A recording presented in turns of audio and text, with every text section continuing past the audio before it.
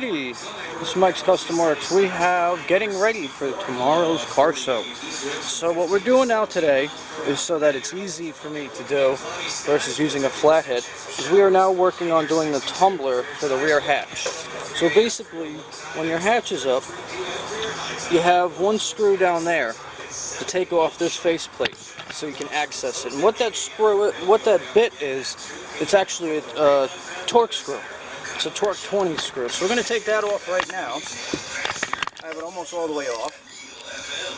As you can tell, it's cut. And the reason why it was cut is that was so that I can get into my hatch and unlock it. And the reason why I had cut it was because I couldn't get the hatch open and it was locked. And there was no key for it. And for I know I said this once in an earlier video, for a locksmith to come and do it, he would have to drill into the body and all this other shit. So the other way of doing it is what they told me to do, and other sources of course, was to cut an access panel. And that allowed you to get into where the lock is, and then you take a flathead, you fumble around and pop the lock. Unfortunately, you got this gaping hole in there, but nobody really sees it but you, and you could always put a piece of plastic over an access panel. You know, you really can't stand the look of it. So this slides out.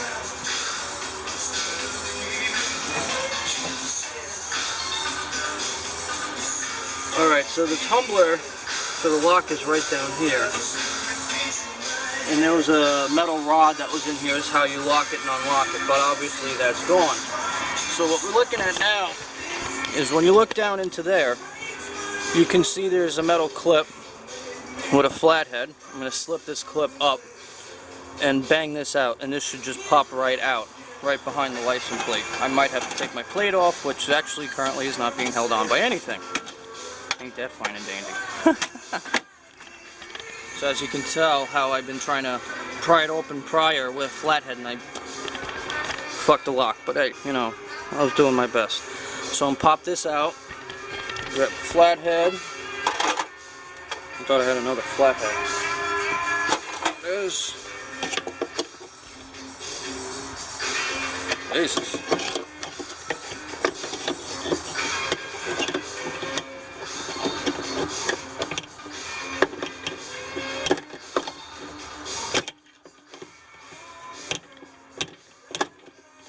It's coming. Just in there really good.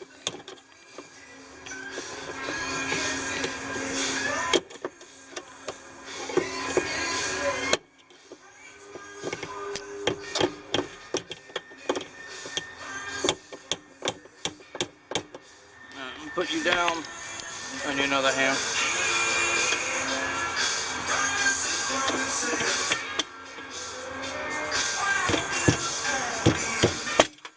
Alright, and it's out. Now, if you bought the kit from Classic Car Industries, it comes with all the parts that you're going to need for your trunk lock. Classic Car Industries sends me 2 keys.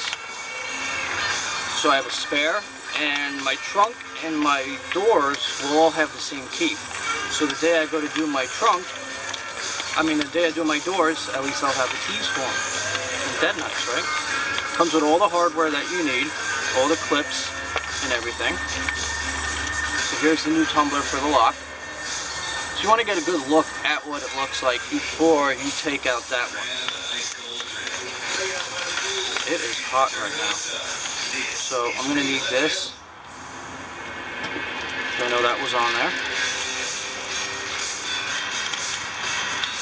That was what came out a while ago. Actually, I think here it is. All bent. Trying to pry the lock out originally.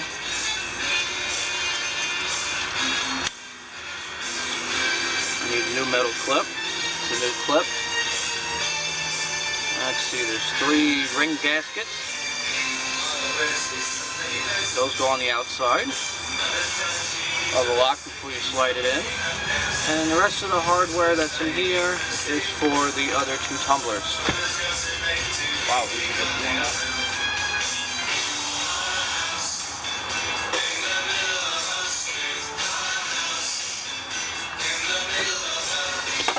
Now, that is out. It should, in theoretical sense, as it is, just literally fall out. So, as I push on the lock on the back side, it pops out. See that? Very nice. Alright. Cool. So now we're looking at the lock. Well, what do we have going on here? Well, we got a little rubber gasket that's over it. Okay. And obviously the way that this one was, it was shaped, you know, kind of go with the paint. The new gasket, if you want to look at it, is definitely different. And they are not smushed together from age. They're just completely different. So if you want to keep the old one with the new lock, it's, let's see.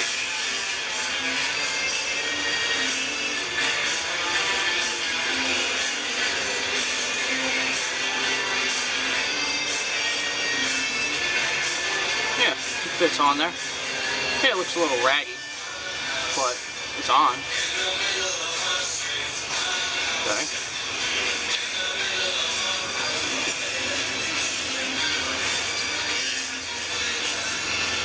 So that'll go back inside.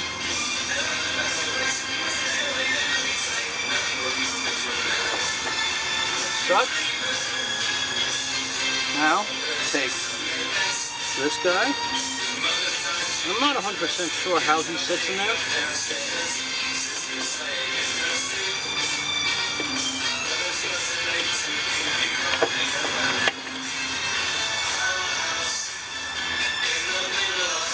I think it sits more like this.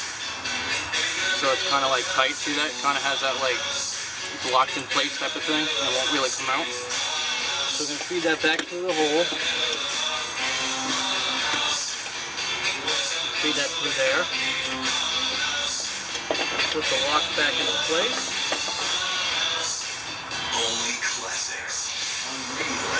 Now, put the lock in. Yep, and it turns it. See that? Turns it. So it's turning this right here, this clip here on the tumbler. The tumbler, as the tumbler turns, this spins and turns that. Now this, of course, is very extra long sticking out. If you don't like how long it is sticking out, you can always cut it. You know, I have no problem with it, so I have no need to cut it, and it ain't gonna fall out. So that's fine. And I'm taking this clip, and this clip is now gonna slide over here, like such, and you're just gonna push it down.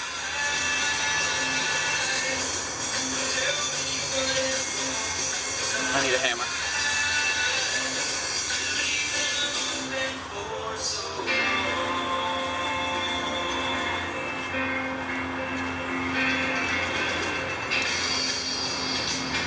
Okay.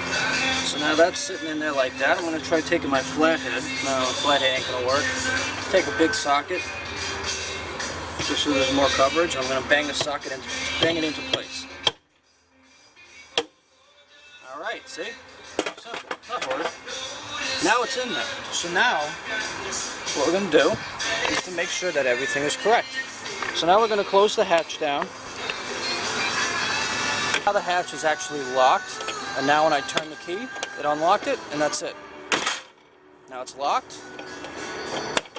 It's unlocked. Locked. Won't come up. Now it's unlocked.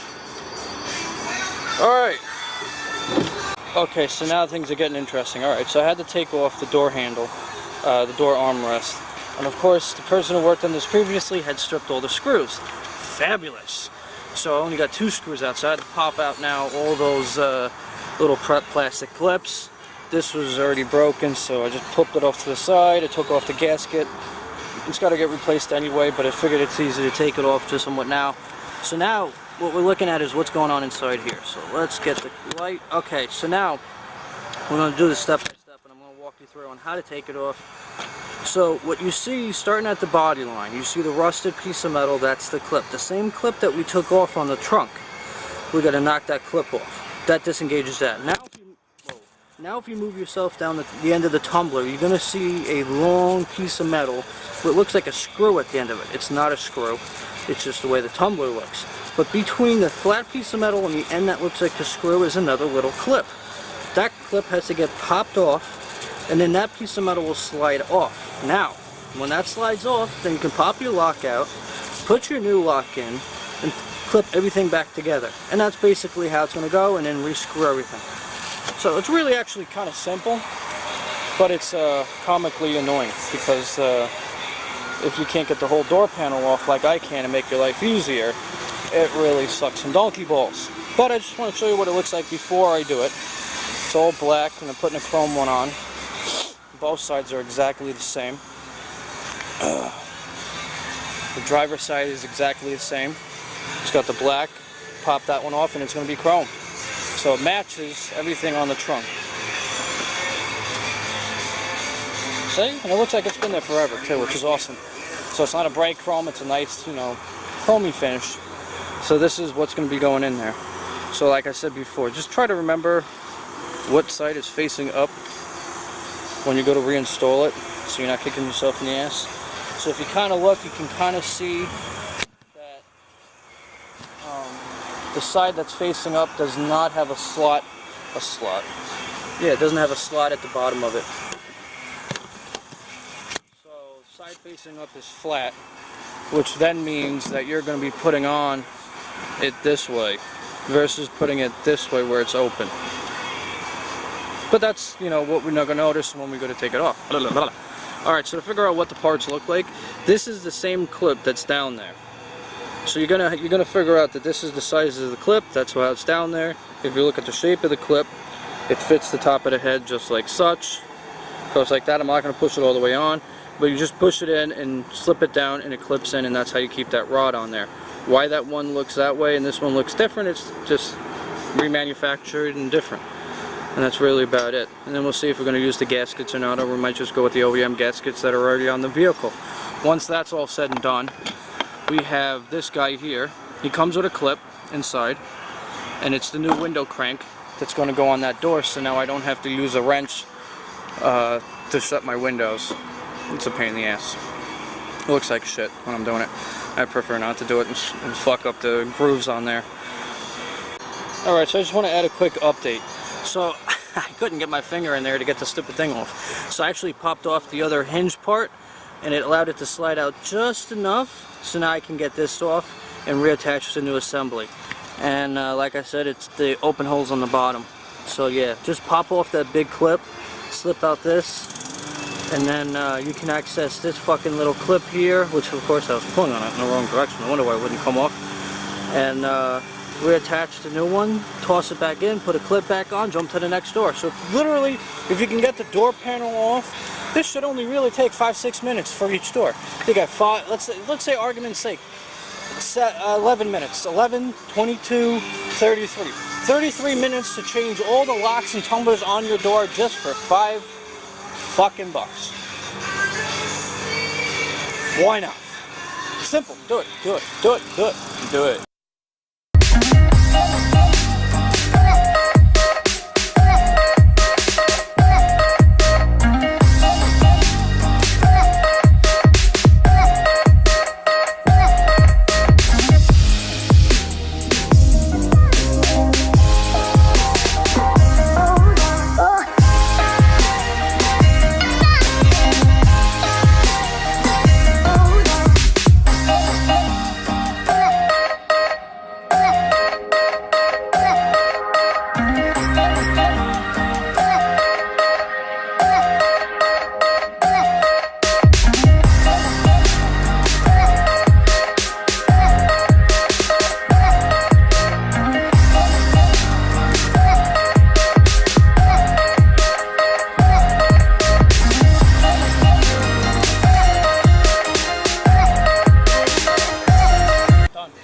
Fantastic. Alrighty, and that's it. Now I just got to do is reassemble the door as it fell apart in the process. And that's it. Door locks are done on the Camaro. Time to detail it up, take it around for a spin, make sure everything's all running and working, ready for tomorrow.